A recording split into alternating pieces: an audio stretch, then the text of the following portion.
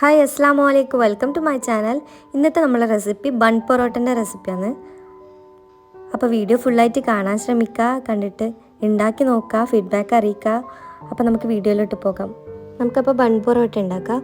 ഇത് നോർമൽ പൊറോട്ട, നമ്മളെ സാധാ പൊറോട്ടൻ്റെ ടേസ്റ്റും കാര്യങ്ങളൊക്കെയാണ്. നിങ്ങൾക്ക് കാണുമ്പോൾ മനസ്സിലാവും, ലുക്ക് വൈസ് മാത്രമേ ഡിഫറെൻ്റ് ആയിട്ടുള്ളൂ. അപ്പോൾ ബൺ പൊറോട്ട ഉണ്ടാക്കാനായിട്ട് ഞാൻ ആദ്യം 3.5 കപ്പ് മൈദ ഇതിലേക്ക് ചേർത്ത് കൊടുത്തിരിക്കുന്നത്. പിന്നെ 1 ടീസ്പൂൺ ഉപ്പും 1 ടീസ്പൂൺ തന്നെ പഞ്ചസാരയും 1/4 ടീസ്പൂണിനും പകുതി അപ്പക്കാരയും കൂടി ചേർത്തിട്ട് 1 കോഴിമുട്ടയും കൂടി പൊട്ടിച്ച് വെച്ച് കൊടുക്കുക. എന്നിട്ട് ഇതെല്ലാം കൂടിയിട്ടൊന്ന് മിക്സ് ആക്കിയിട്ടെടുക്കുക. ഈ ടൈമിൽ നിങ്ങളുടെ കയ്യിൽ പാലുണ്ടെങ്കിൽ 2 ടേബിൾ സ്പൂൺ പാൽ ഇതിലേക്ക് ചേർത്ത് കൊടുക്കാം. ഇനി ഇതിലേക്ക് നോർമൽ പച്ചവെള്ളം തന്നെ ഒഴിച്ചു കൊടുത്തിട്ട് നമുക്കിതൊന്ന് കുഴച്ചെടുക്കാം. ഇത് അത്യാവശ്യം ചെറിയൊരു ലൂസ് ടൈപ്പിൽ വേണം ഒന്ന് കുഴച്ചെടുക്കാൻ. നമ്മളെ കയ്യിൽ നന്നായിട്ട് ഒട്ടിപ്പിടിക്കും. അപ്പോൾ ഒട്ടിപ്പിടിക്കുന്നതെന്ന് വിചാരിച്ചിട്ട് നിങ്ങൾ ഇതിലേക്ക് പൊടി പിന്നെ ആഡ് ചെയ്ത് കൊടുക്കേണ്ട. ഈ ഒരു ഒട്ടിപ്പിടിക്കുന്ന രീതിക്കാണ് നമുക്ക് ഈ മാവ് കിട്ടേണ്ടത്. ഇപ്പം ഞാൻ 3.5 കപ്പ് പൊടിക്ക് 1.25 കപ്പ് വെള്ളമാണ് ഇതിലേക്ക് ഒഴിച്ചു കൊടുത്തത്. ചില മൈദക്ക് വെള്ളം കൂടുതൽ വേണ്ടി വരും, ചില മൈദക്ക് വെള്ളം കുറവാണ് വേണ്ടി വരും. അപ്പം നിങ്ങൾ എടുക്കുന്ന മൈദേൻ്റെ അനുസരിച്ചിട്ട് ഒന്ന് ഈ ഒരു ടൈപ്പിലൊന്ന് കുഴച്ചെടുത്താൽ മതി. പകുതി കുഴച്ച് കഴിയുമ്പോൾ ഇതിലേക്ക് 2 ടേബിൾ സ്പൂൺ ഓയിലൊന്ന് ചേർത്ത് കൊടുക്കുക, നമ്മളെ കയ്യിലൊന്ന് ഒട്ടിപ്പിടിക്കാണ്ടിരിക്കാൻ വേണ്ടിയിട്ടാണ്. എന്നിട്ട് ഇതെല്ലാം കൂട്ടിയിട്ട് നല്ല രീതിക്ക് തന്നെ ഒന്ന് മിക്സ് ആക്കിയിട്ട് എടുക്കാം.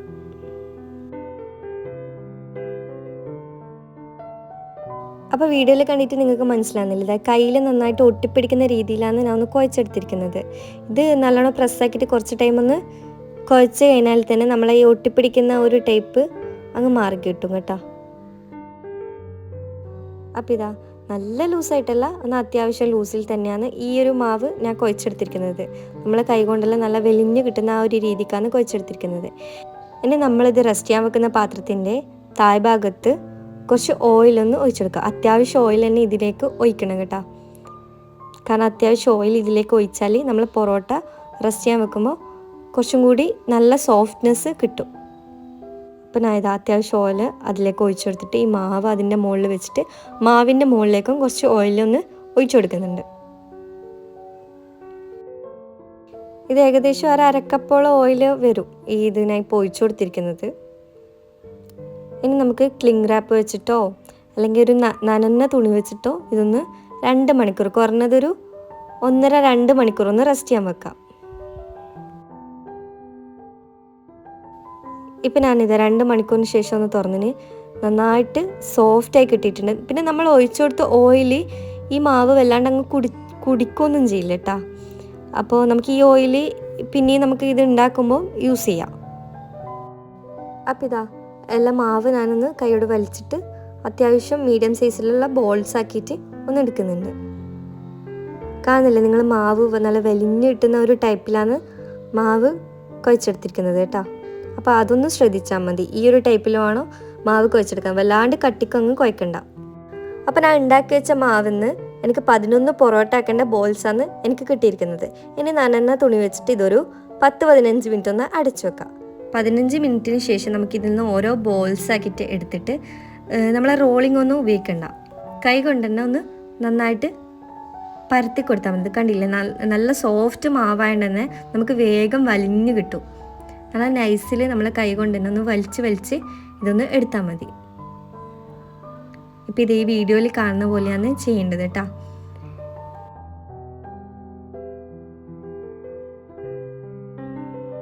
അപ്പം ഞാനിതാ അത്യാവശ്യം വലിയ രീതിക്ക് തന്നെ ഒന്ന് വലിച്ചെടുത്തിന്.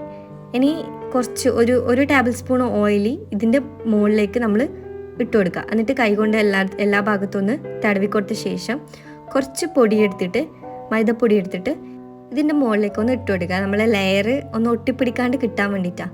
ഇനി ഇതാ വീഡിയോയിൽ കാണുന്ന പോലെ 2 സൈഡിൽ നിന്നൊന്നും മടക്കി കൊടുക്കുക.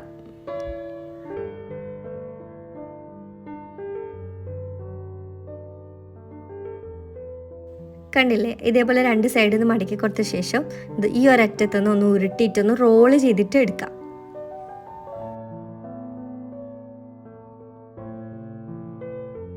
എന്നിട്ട് ഒരു ഭാഗം നമുക്കൊന്ന് അമർത്തിയിട്ടൊന്ന് ഉള്ളിലേക്കൊന്ന് പ്രസ് ചെയ്ത് കൊടുക്കാം. ഇതാ ഇതേപോലെ വീഡിയോയിൽ കാണുമ്പോൾ മനസ്സിലാകുന്നില്ലേ, ഇതേപോലെ ചെയ്ത് കൊടുക്കണം. ഇനി നമുക്കിത് ആ ഒരു പാത്രത്തിൽ തന്നെ വെച്ച് കൊടുക്കാം. ബാക്കിയെല്ലാം ഞാൻ ഇതേപോലെ ഒന്ന് ചെയ്തെടുക്കുന്നുണ്ട് കേട്ടോ.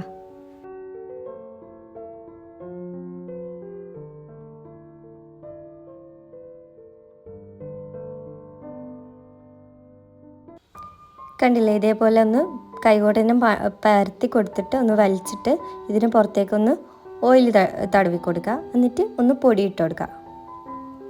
എന്നിട്ട് വീഡിയോയിൽ കാണുന്ന പോലെ തന്നെ രണ്ട് ഭാഗത്തു നിന്നൊന്ന് മടക്കിയിട്ട് ഒന്ന് റോള് ചെയ്തിട്ട് എടുക്കാം. ഈ ഒരു സ്റ്റെപ്പ് മാത്രമേ നമ്മളെ നോർമൽ പൊറോട്ടയിൽ നിന്ന് ഒന്ന് വ്യത്യാസമായിട്ട് വന്നിട്ടുള്ളൂ. നമ്മളെ കേരള പൊറോട്ടയിൽ നിന്ന് വ്യത്യാസമായിട്ട് ഈ ഒരു സ്റ്റെപ്പ് മാത്രമേ വന്നിട്ടുള്ളൂ. എന്നിട്ട് ആ അറ്റം ഒന്ന് ഉള്ളിലേക്കൊന്ന് പ്രസ് ചെയ്തിട്ട് വെച്ചെടുത്താൽ മതി. ഈ ഒരു ടൈപ്പാണ് കാണാനുണ്ടാവുക. ഞാൻ എല്ലാ ബോൾസും ഒന്ന് ഉരുട്ടിയെടുത്തിന്. ഇനി ഇത് നമുക്കൊരു 10 മിനിറ്റ് റെസ്റ്റ് ചെയ്യാൻ വെക്കാം. 10 മിനിറ്റ് റെസ്റ്റ് ചെയ്താലേ നമ്മളെ മാവൊന്ന് ലൂസായിട്ട് കിട്ടുള്ളൂ. അതിനുശേഷം കൈ വെച്ചിട്ടൊന്ന് ചെറുതായിട്ടൊന്ന് പരത്തി കൊടുത്താൽ മതി. നമ്മൾ നോർമൽ പൊറോട്ട പോലെ നന്നായിട്ട് വട്ടത്തിൽ ഇത് പരത്തില്ലല്ലോ. ജസ്റ്റ് ഒന്ന് പ്രസ്സാക്കിയിട്ട് ആ ഒരു ചെറിയൊരു വട്ടത്തിലങ്ങ് പരത്തിയെടുത്താൽ മതി കൈ കൊണ്ട് തന്നെ. അപ്പം ഞാനിതാ എല്ലാം അങ്ങ് പരത്തിയെടുക്കുന്നുണ്ട്.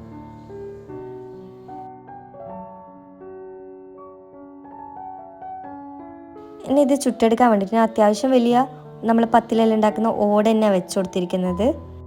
ഇതിലേക്ക് കുറച്ച് ഓയിൽ ഞാൻ ഒഴിച്ചു കൊടുത്തത്. ഇനി ഇതിലേക്ക് നമ്മൾ ഇട്ട് കൊടുക്കുമ്പോൾ ഒന്ന് മീഡിയം ഫ്ലെയിമിൽ ചൂടാക്കിയിട്ട് ഒന്ന് ഇട്ട് കൊടുത്താൽ മതി. എന്നിട്ട് ഇത് ഇട്ട് കൊടുത്ത് കഴിഞ്ഞാൽ നല്ല ലോ ഫ്ലെയിമിൽ തീ ഒന്ന് കുറച്ച് വെച്ചിട്ട് വേണം നമ്മളിതൊന്ന് ചുട്ടെടുക്കാൻ. കാരണം ഇത് നമ്മൾ അത്ര വട്ടത്തിൽ നോർമൽ പൊറോട്ട പോലെ അങ്ങ് പരത്തിയിട്ടില്ലല്ലോ, ചെറിയൊരു തിക്നെസ്സിലല്ലേ പരത്തിയിരിക്കുന്നത്. അപ്പോൾ ഇതിൻ്റെ ഉള്ളിലൊന്ന് ഒന്ന് വെന്ത് കിട്ടാൻ വേണ്ടിയിട്ടാണ് നമ്മളൊരു ലോ ഫ്ലെയിമിൽ തന്നെ വെച്ചിട്ടൊന്ന് കുക്ക് ചെയ്യുന്നത്. ഇത് അത്യാവശ്യം കട്ടിയുള്ള ഒരു പൊറോട്ടയാണ്. പിന്നെ ഇതിൻ്റെ ഉള്ളിൽ നല്ല കുറേ ലെയറൊക്കെ ഉണ്ടാവും. അതുകൊണ്ടാണ് ഇത് ഉൾഭാഗം നമുക്ക് വെന്ത് കിട്ടാൻ വേണ്ടിയിട്ടാണ് നമ്മൾ നല്ല ലോ ഫ്ലെയിമിലിട്ടിട്ടൊന്ന് കുക്ക് ചെയ്തിട്ട് എടുക്കുന്നത്. ഇനി ഒരു ഭാഗം ചെറുതായിട്ടൊന്ന് കളർ മാറിക്കഴിഞ്ഞാൽ നമുക്കൊന്ന് തിരിച്ചിട്ട് കൊടുക്കാം. കുറച്ച് ടൈം പിടിക്കും, കാരണം ഉൾഭാഗമെല്ലാം വെന്ത് കിട്ടാൻ നമ്മൾ ലോ ഫ്ലെയിമിൽ വെച്ചിട്ടല്ലേ കുക്ക് ചെയ്യുന്നത്. അപ്പം കളർ മാറി കിട്ടാനായിട്ട് കുറച്ചൊരു ടൈം എടുക്കും. അതുകൊണ്ട് വലിയൊരു ഫ്രൈ പാനോ ഇങ്ങനത്തെ പത്തിലുണ്ടാക്കുന്ന ഓടോ എടുത്തു കഴിഞ്ഞാൽ നമുക്ക് വേഗം തന്നെ നമുക്ക് ചുട്ടെടുക്കാൻ സാധിക്കുമല്ലോ, എല്ലാം ഒരുപാട് ഇട്ട് കൊടുത്തിട്ട്. നിങ്ങൾ കുറച്ച് ഓയിൽ ആ ഫ്രൈ പാനിലേക്ക് ഇട്ട് കൊടുക്കുന്നെങ്കിൽ പൊറോട്ട ഒന്ന് ഡ്രൈ ആകുമ്പോൾ കുറച്ചും കൂടി ഒന്ന് ഓയിലൊന്ന് ഇട്ടെടുത്താൽ മതി. ഇപ്പം ഞാൻ ആദ്യം തന്നെ കുറച്ച് ഓയിൽ ഈ ഓട്ടിലേക്ക് ഒഴിച്ചുകൊണ്ട് ഇത് ഡ്രൈ ആയിട്ടില്ല, കാരണം ഒരുപാട് ഓയിൽ സൈഡിൽ നിൽക്കുന്നുണ്ട്. അതുകൊണ്ട് ഇനിയും ഒന്ന് ഓയിൽ ഒഴിച്ചെടുക്കേണ്ട ആവശ്യമില്ല. അപ്പോൾ ഇത് കുറച്ച് ടൈം തന്നെ വെച്ചിട്ട് ഒന്ന് തിരിച്ചു മറിച്ചിട്ടിട്ട് ഒന്ന് കളർ ചേഞ്ച് ആയിട്ട് വരുന്നേരം ഉൾഭാഗമെല്ലാം ഒന്ന് വെന്ത് കിട്ടുന്നേരം ഒന്ന് കുക്ക് ചെയ്തിട്ട് എടുക്കണം കേട്ടോ. കുറച്ച് ടൈം എടുക്കും. പിന്നെ സൈഡ് മൊരിപ്പിക്കണമെന്നുണ്ട്. ഇതേപോലെ ഈ കാണുന്ന പോലെ ഒന്ന് പിടിച്ചിട്ടൊന്ന് സൈഡൊന്ന് മൊരിപ്പിച്ചിട്ട് എടുക്കാം. മൊരിപ്പിച്ചിട്ടുള്ള ഒരു കുഴപ്പമില്ല, നമ്മൾ നോർമലായിട്ട് വെന്ത് കിട്ടുമല്ലോ, അപ്പോൾ ഒരു കുഴപ്പമില്ല.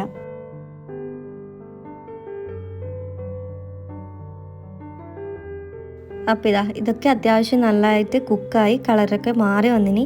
അപ്പം ഞാൻ ഇതൊന്ന് മാറ്റി കൊടുക്കുന്നുണ്ട്. ഇനി എല്ലാ പൊറോട്ടയും നമുക്ക് ഇതേപോലെ ഒന്ന് ചുട്ടെടുക്കാം.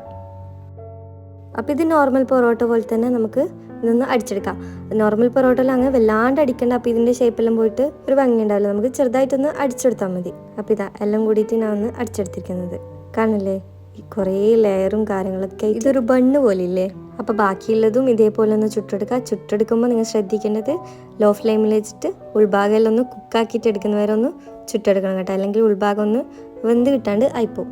അപ്പോൾ ഞാൻ എല്ലാം ചുട്ടെടുത്തിട്ടൊന്ന് ജസ്റ്റ് ഒന്ന് അടിച്ചിട്ട് വെക്കുന്നുണ്ട്. അപ്പം ഞാൻ പറഞ്ഞ പോലെ തന്നെ ടേസ്റ്റ് വൈസ് നമ്മൾ സാധാരണ നോർമൽ കേരള പൊറോട്ട പോലെ തന്നെ, പക്ഷേ ലുക്കിൽ ഒരു ഡിഫറെൻ്റ് ആയിട്ടുള്ള ഒരു പൊറോട്ട.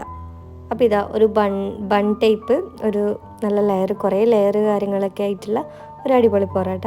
അപ്പോൾ പൊറോട്ട ഇഷ്ടമുള്ളവരാണെങ്കിൽ ഇങ്ങനെ ഒരു വട്ടം ഒന്ന് ട്രൈ ചെയ്ത് നോക്കാം. അപ്പോൾ എൻ്റെ വീഡിയോ കണ്ടിട്ട് നിങ്ങൾക്ക് ഇഷ്ടമാണെങ്കിൽ സബ്സ്ക്രൈബ് ചെയ്ത് സപ്പോർട്ട് ചെയ്യാൻ മറക്കല്ലേ. ഈ വീഡിയോ ഇഷ്ടമാണെങ്കിൽ ലൈക്ക് ചെയ്യാനും മറക്കല്ലേ. അപ്പോൾ ഇൻഷാല്ലാ ഇനിയും പുതിയ റെസിപ്പി ആയിട്ട് വീണ്ടും വരാം. അസ്സലാമു അലൈക്കും.